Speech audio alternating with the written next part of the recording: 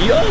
So yun guys, it's our day 3 here now in Singapore and we're heading out na to Sentosa Island. So ngayong araw na to guys is kami mag-sea aquarium. So maghahanap muna kami ng pagkain dito kasi wala pa kaming kain.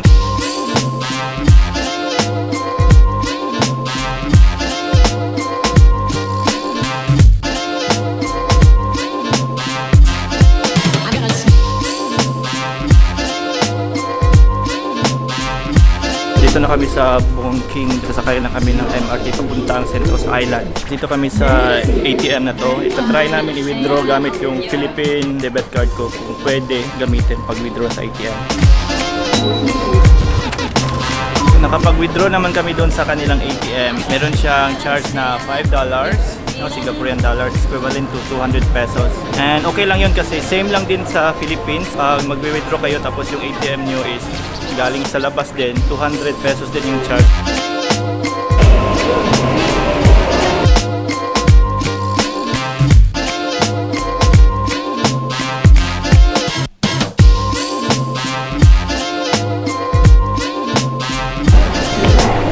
Kanya asa mo tapadulong ano yun. Ito na yun guys, ito na yung Harbor City. So dito na kami ngayon sa Sentosa. Ayan, nababasa kami ng mga signboards dito.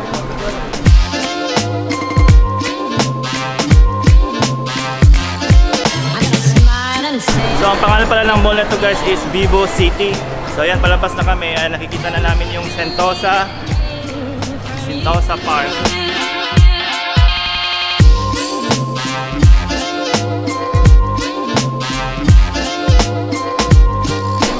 So sasakay kami ng Sentosa Expressway guys kasi habang lakaran yung sa Broadwalk. You are just minutes away from Sentosa's main exciting island offering. Next stop, Waterfront Station. This is the first station guys, the Waterfront. So this is where the this is where the Sea Aquarium is located. I'm gonna smile and say I hope you're feeling better. Wow! Universal Studio! Nakikita na namin yung Universal Studio pero bukas na kami dyan, bukas pa kami pupunta dyan. So sa ngayon sa Sea Aquarium muna kami. Pupunta tayo doon sa Globe guys ng Universal Studio.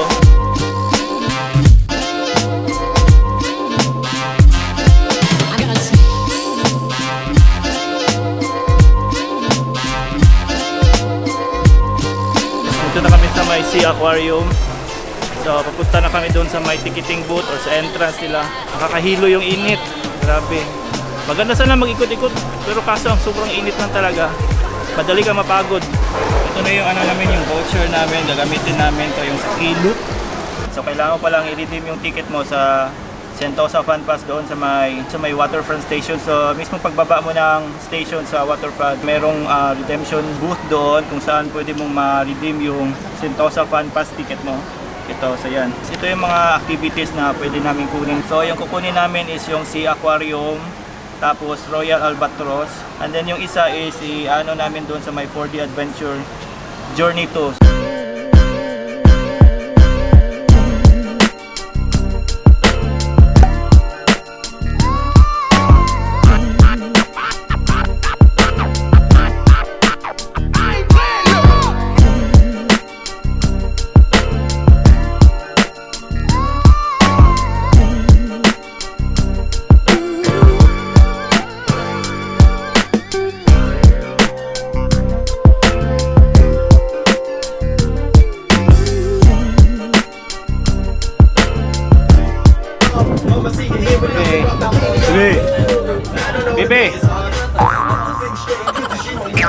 Cheers to the $6 soft drinks guys. And then it's just a Coke soft drinks for $6.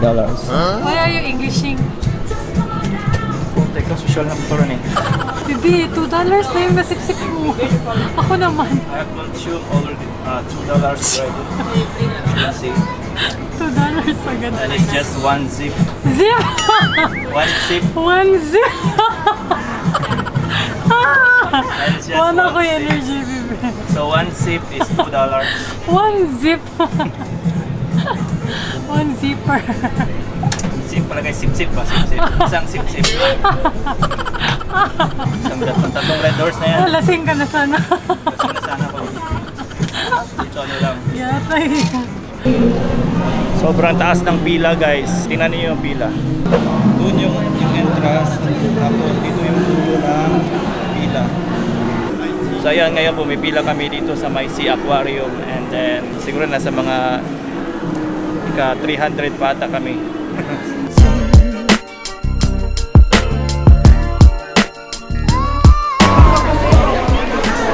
Guys, para lang kami mga zombies dito. Horde of zombies. Ayan.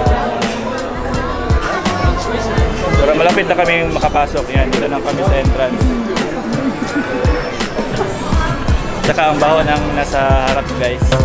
Saka nasa likod din, sobrang baho. Ayan o. So at last nakapasok na rin kami dito sa Sea Aquarium. Singot sa kayo. Salamat, aircon na. Aircon. So pupunta kami doon sa baba guys.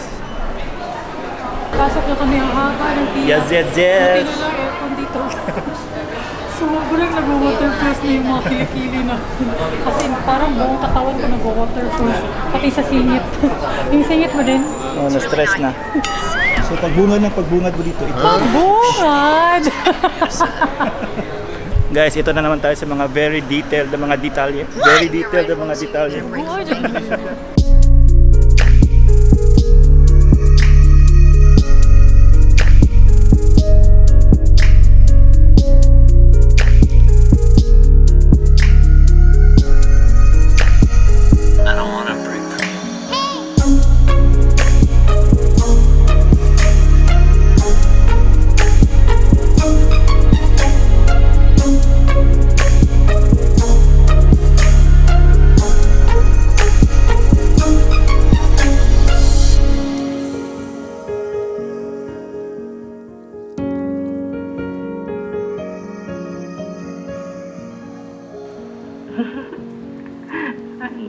Yes.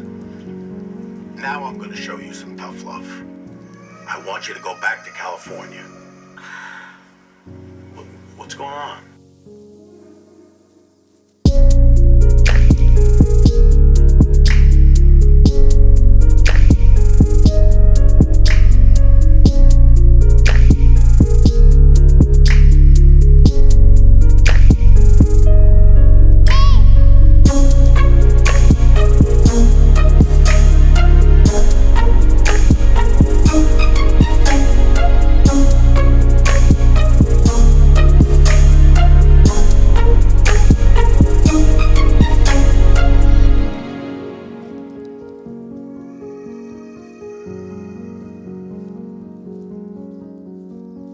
It's Nick.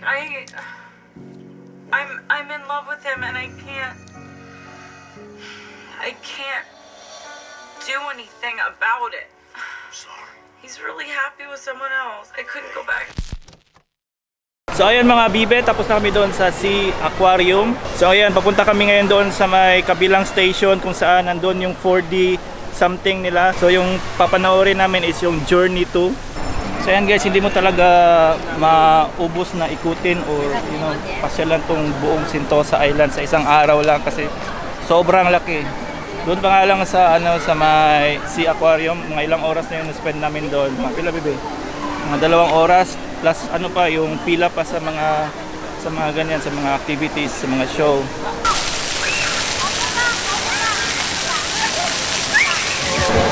Sobrang haba ng pila guys papunta sa sa expressway.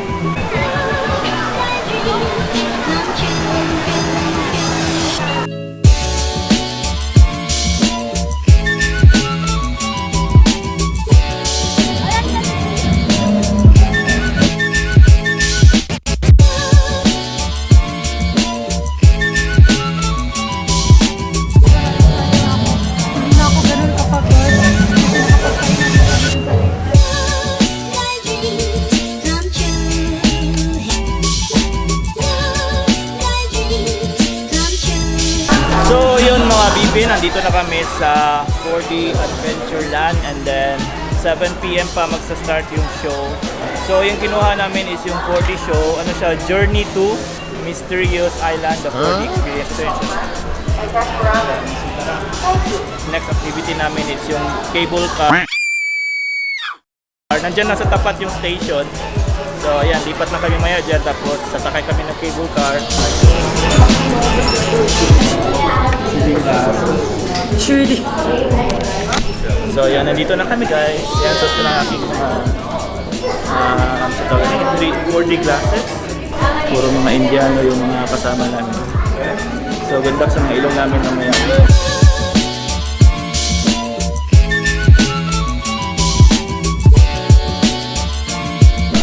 So natapos na namin yung ano guys, yung 4D adventure.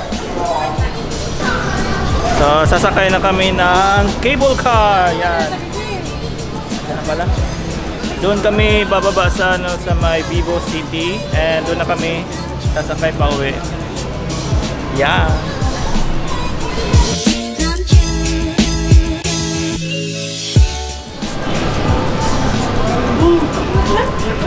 Paano tayo ng dalawa, baby? Diyan ka. I love this. May lusuan ko! Lukod, look, baby! Taas kayo, piste! Piste, piste, piste, piste!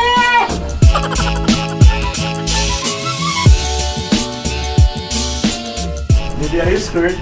Uy! Ma-feel niyo mga naka sa taas, bitch!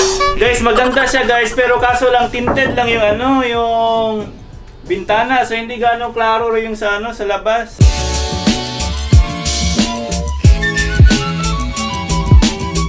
So dyan na part, yan yung mata, basta yan. Dyan ka magpa-bungee jumping. Wala, tura, nag-bungee jumping siya. Oh my god, that is very scary, man.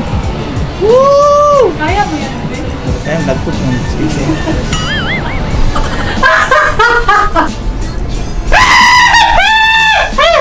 Nalagi suga. Yutas mo. So ayan, bumaba na kami guys. Baba na kayo.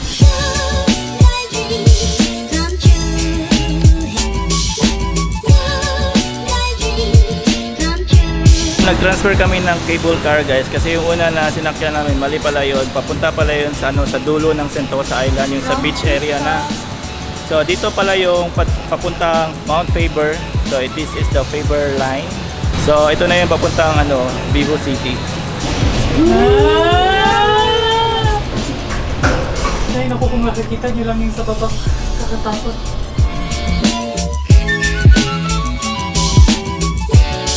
So guys, nandito na kami sa aming station na malapit sa aming apartment dito sa Boon King. Ayan, na-survive namin yung isang araw guys na kami lang nag-commute. Kumakain kami nito ano, yung binili namin nung first day. Yung sinasabi ko na yung sa movie na product, yung Thai movie. Tala ka mo, pero? Yung seaweed snack. Masarap talaga siya, malinamnam. Nakaka-addict kainin. So, di ko alam kung meron ganito sa Pinas. Siguro sa mga Korean, ewan ko lang sa mga Korean grocery kung meron ba nito. Kasi Thailand, ano to, Thailand product. Yan. Yung movie is yung The Billionaire. So, yan. Anong trabaho mo ito? May post ni Micah. Nakita na.